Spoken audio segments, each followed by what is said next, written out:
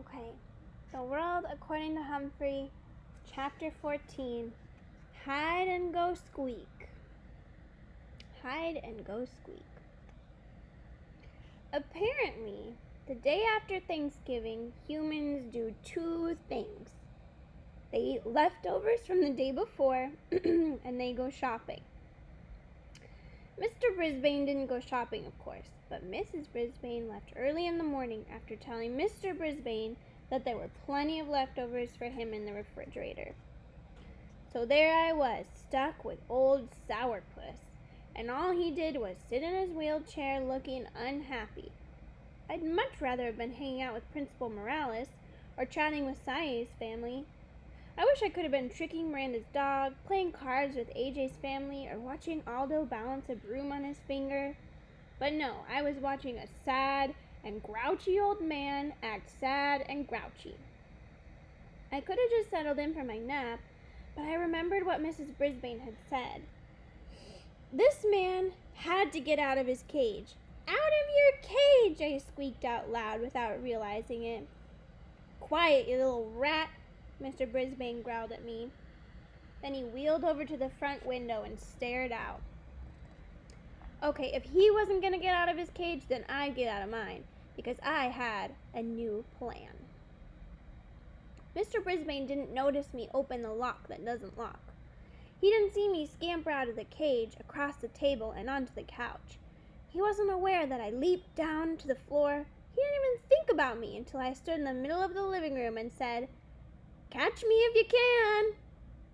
I know he only heard me squeaking, but I sure got his attention, and he was surprised as could be to see me there. "How did you get out? And how am I ever going to get you back in?"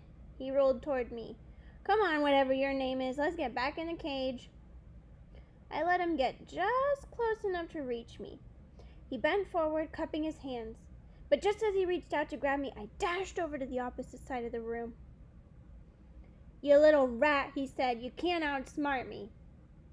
He rolled over to the closet and took a baseball cap off a hook.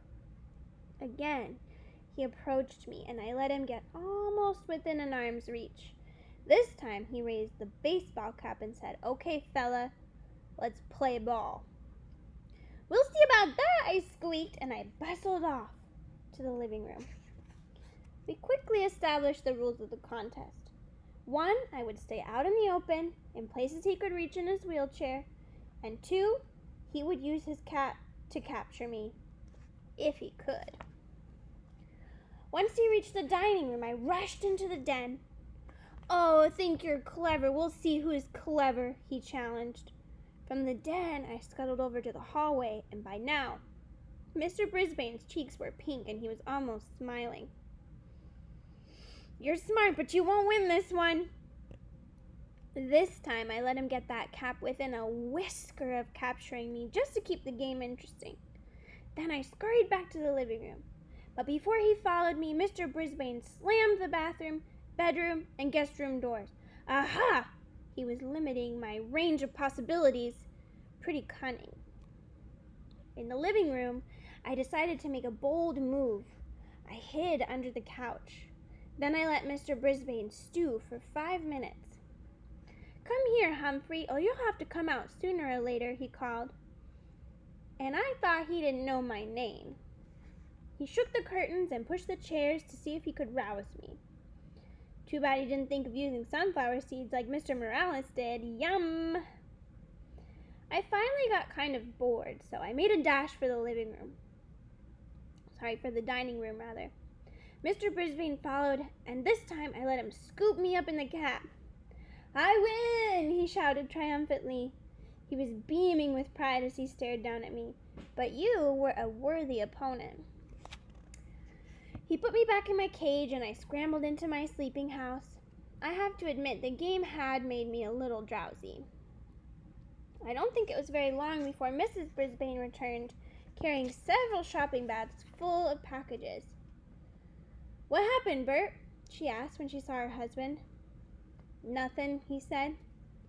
"But your face is all rosy. You look different, and you're wearing a baseball cap," she said. "Sit down, Sue," he answered. "I'll tell you all about it." He told her every detail of our match, chuckling and swinging his cap back and forth. "I guess there are some things I still can do," he said. "Now, what about a game of gin rummy?" Mrs. Brisbane was almost speechless. "Okay," she said, starting to get up. Mr. Brisbane waved her away with his cap. "I'll get the cards, you just sit." As he wheeled into the den, Mrs. Brisbane turned to me and quietly said, "Thank you, Humphrey." Mr. Brisbane didn't frown the rest of the day and evening, except when Mrs. Brisbane beat him at cards. The next morning, which was Saturday, she couldn't even find her husband. "Where could he be?" she asked me. "He hasn't left the house in months." A minute later, he came into the house from the garage, his lap full of boards and bricks and things. "I got an idea for our friend Humphrey," he said. Mr. and Mrs. Brisbane spent most of the rest of the day building an obstacle course on the coffee table in the den. They lined up boards along the sides so I couldn't stray too far, and then they set up things for me to climb over and climb under, like bricks with holes to hide in and big cardboard tubes, and Mr. Brisbane constructed a series of ramps for me to climb. Oh, we had a wonderful day. Mr. Brisbane got out a stopwatch to time me on my runs, and they made bets on how long it would take me to get from start to finish. Mrs. Brisbane even added a few treats to the maze, bits of apple and biscuit. I had fun. The Brisbanes did too, I could tell.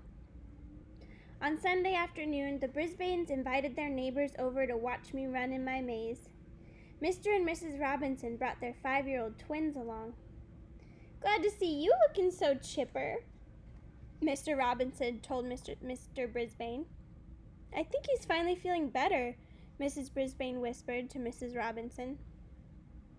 Mr. Brisbane looked a little vinegary again on Monday morning, though.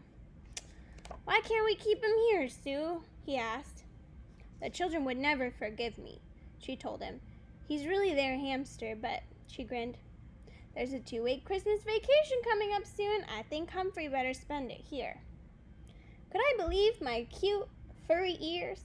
She liked me so much she actually wanted me to come back. This was a whole new Mrs. Brisbane, one who liked me. And by the time Mrs. Brisbane and I returned to room 26, I was pretty tired, but it was a good tired, and I knew I could rest up from my weekend during recess. Tip 14.